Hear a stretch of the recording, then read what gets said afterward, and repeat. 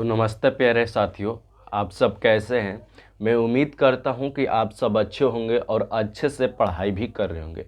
तो आज की इस लेक्चर में हम लोग पढ़ने वाले हैं श्वसन चैप्टर। क्या श्वसन चैप्टर पढ़ने वाले हैं और बहुत ही बढ़िया तरीक़ा से यहाँ पर हम लोग जो है श्वसन चैप्टर को पढ़ेंगे। यहाँ पर पार्ट 1 वीडियो आप लोग नहीं देखे हैं श्वसन चैप्टर का, तो इसमें जो है हमने श्वसन क्या होता है, श्वसन क्या क्या काम करता है, उसके वो सब हम बता चुके हैं। ठीक है, तो यहाँ पर आप लोगों को आज हम बताने वाले हैं, इसका प्रकार भी बताने वाले हैं और कुछ है जहाँ पर क्या ऊर्जा हमें कैसे मिलता है उसको भी जो है हम लोग बताने वाले हैं। ठीक है, तो आप लोग फटाफट से लाइक कर दीजिए। आप लोग जो है फटाफट से लाइक करके चैनल को जो है सब्सक्राइब कर दीजिएगा और वीडियो को शेयर भी कर दीजिएगा। फटाफट से ये सब काम करिए। तो और काम करने के बाद एक बार हंस मुस्कुरा दीजिए। एक बार जो है आप लोग हंस मुस्कुरा दीजिए, क्योंकि सुबह सुबह का टाइम है और हंसना बहुत ही अच्छा होता है। ठीक है, तो चलिए आज के सेशन को हम लोग स्टार्ट करेंगे। यहाँ पर आप लोगों से कुछ हमारा सवाल रहेगा। यहाँ पर क्या है, आप लोग जो है लाइक कर दीजिएगा। ठीक है, देखिए सवाल क्या है यहाँ पे, वायुमंडलीय में जब हम लोग सांस लेते हैं, यहाँ पर देखिए आप लोगों को पार्ट 1 नहीं देखे हैं तो पूरा बढ़िया तरीक़ा से पार्ट 1 देख लीजिएगा। ठीक है, तो अब यहाँ पर आइएगा, नहीं तो अभी देख रहे हैं तो कोई दिक्कत नहीं, उस पीछे वाला भी समझा देंगे। देखिए यहाँ पर क्या है, वायुमंडलीय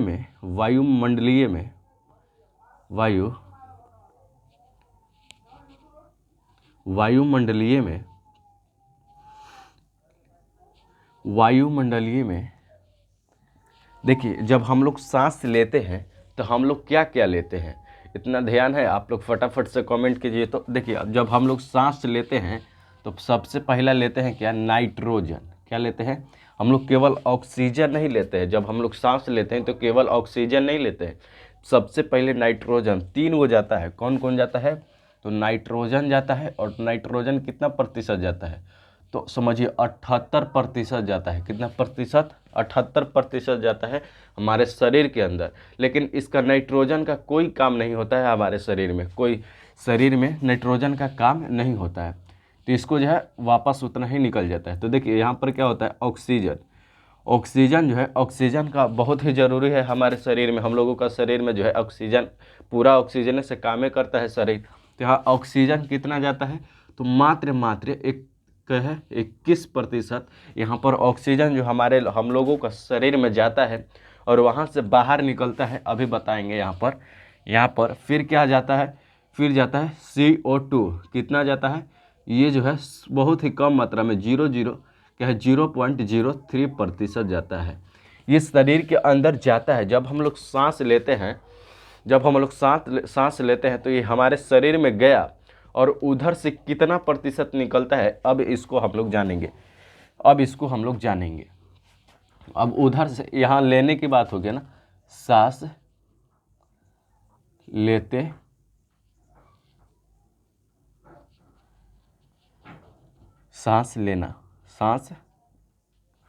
लेना लिखने में नहीं बन रहा है, यहाँ पे चैप्टर लिखा गया है ना। देखिए अब देखिए सांस जब लेते हैं तो कितना प्रतिशत नाइट्रोजन लेते हैं, आप लोग याद करिए। ये सब ऑब्जेक्टिव में, कभी कभी ऑब्जेक्टिव में ये सवाल पूछ भी लेता है। तो कितना प्रतिशत लेते हैं, तो 78% लेते हैं। और CO2 गैस कितना लेते हैं, तो 0.03% लेते हैं, है ना, 0.03% लेते हैं। और ऑक्सीजन कितना प्रतिशत लेते हैं, तो 21% लेते हैं। कितना, 21% लेते हैं। चलिए यहाँ पर जो अब लेते हैं और छोड़ते कितना है, अब इसको बात करते हैं। सांस को छोड़ना,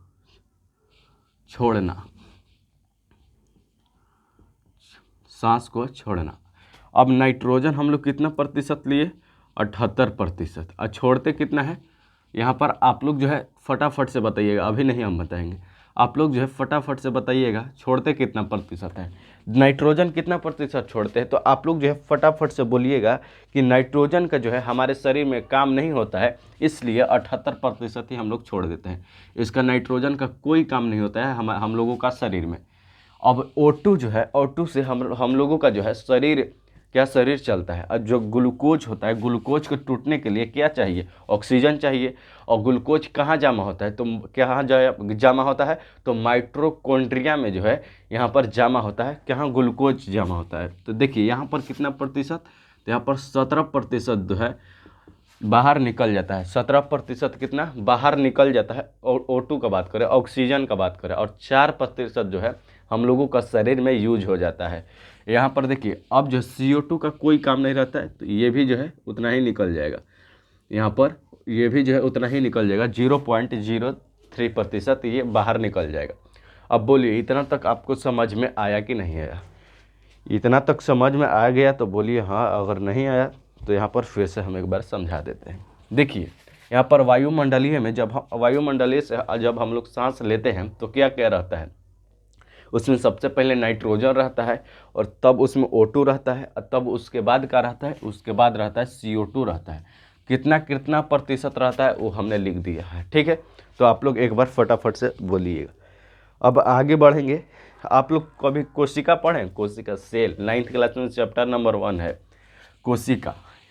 क्या है कोशिका, यहाँ पर लिखते हैं कोशिका। देखिए कोशिका जो है ना चैप्टर नंबर 1 है, 9th क्लास में चैप्टर नंबर 1 ही है शायद, क्या तो यहाँ पर कोशिका क्या होता है।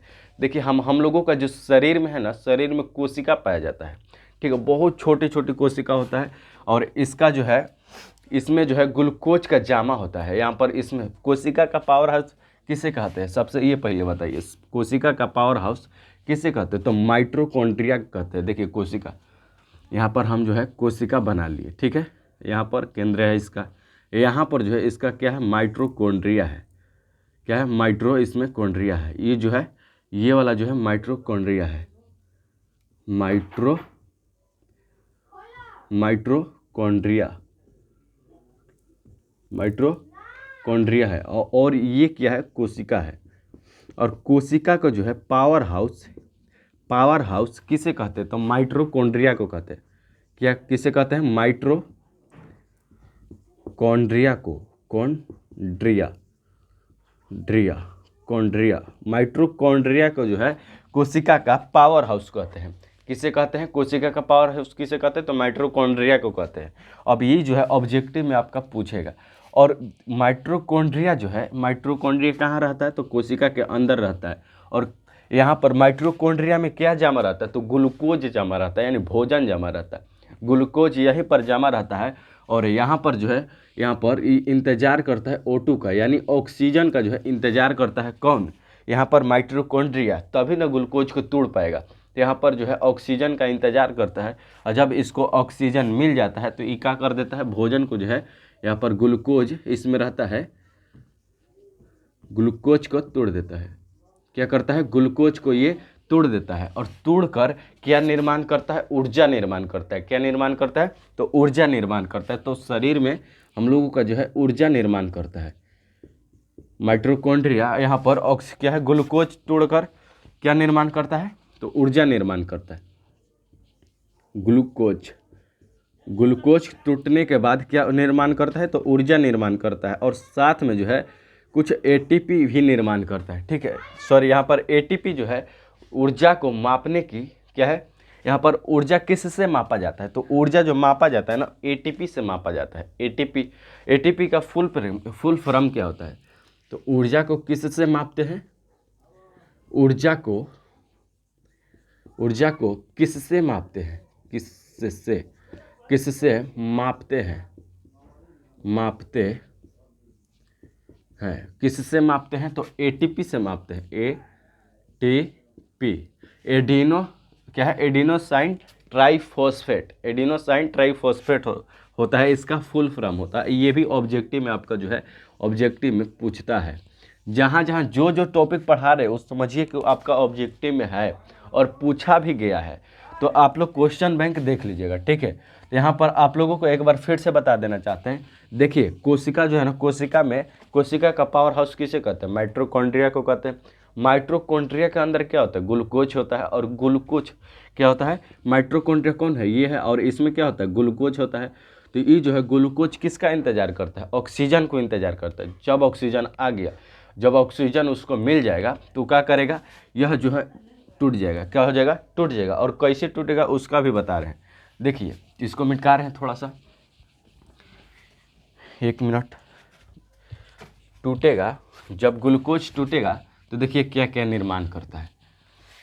देखिए ग्लूकोज का सूत्र क्या होता है, C6H12O6। ये जो है ग्लूकोज का सूत्र होता है।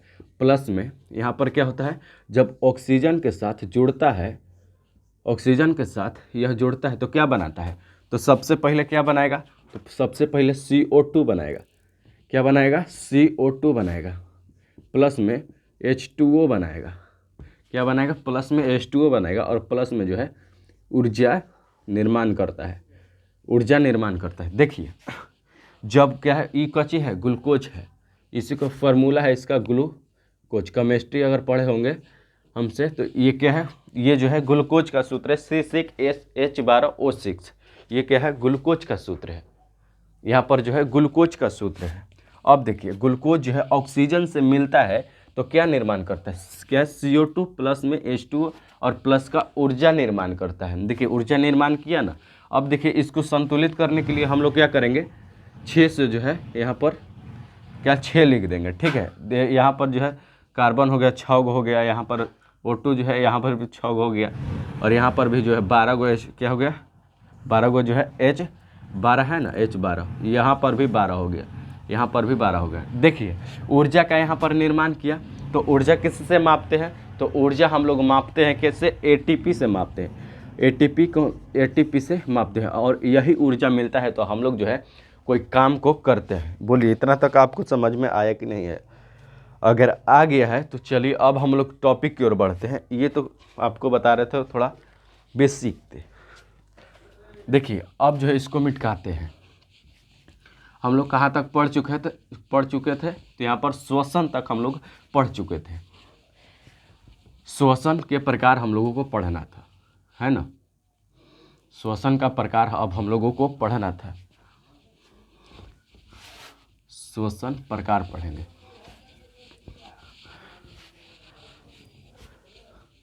देखिए श्वसन कितने प्रकार का होता है, आप लोगों को प्रकार बता दिए थे।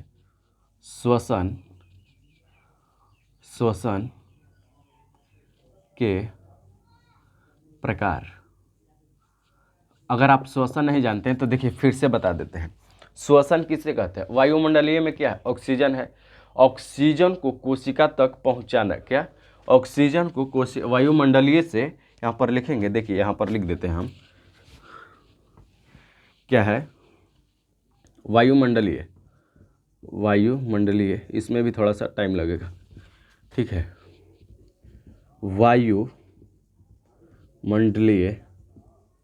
वायुमंडलीय में क्या है, O2 है ना। 3 गो चीज़ रहता है तो हम लोगों को काम क्या है, O2 का काम है, ऑक्सीजन का हम लोगों को केवल काम है। और O2 जो है यहाँ पर हम लोग सांस लेंगे तो कहाँ जाएगा, नाक में जाएगा। अब नाक में सबसे पहले गया, यहाँ पर नाक में गया तो यहाँ पर नाक लिखेंगे। और फिर उसके बाद जाता है नाक के बाद कहाँ जाता है, तो फेफड़ा में जाता है तो फेफड़ा लिखेंगे, क्या, फेफड़ा।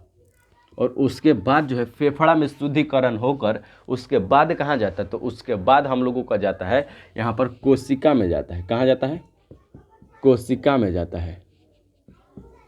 कोशिका में जाता है, कहाँ जाता है, कोशिका में जाता है। अब यहीं से आप लोगों को परिभाषा मिलेगा श्वसन का। देखिए वायुमंडलीय से ऑक्सीजन को किससे, वायुमंडलीय से ऑक्सीजन को कहाँ, कोशिका तक पहुँचाना, कोशिका तक पहुँचाना, तथा निर्मित गैस को, निर्मित कार्बन डाइऑक्साइड को, यहाँ पर जब कोशिका में सब चीज़ हो जाएगा तो कार्बन डाइऑक्साइड बचेगा जो बाहर निकल के आ जाता है।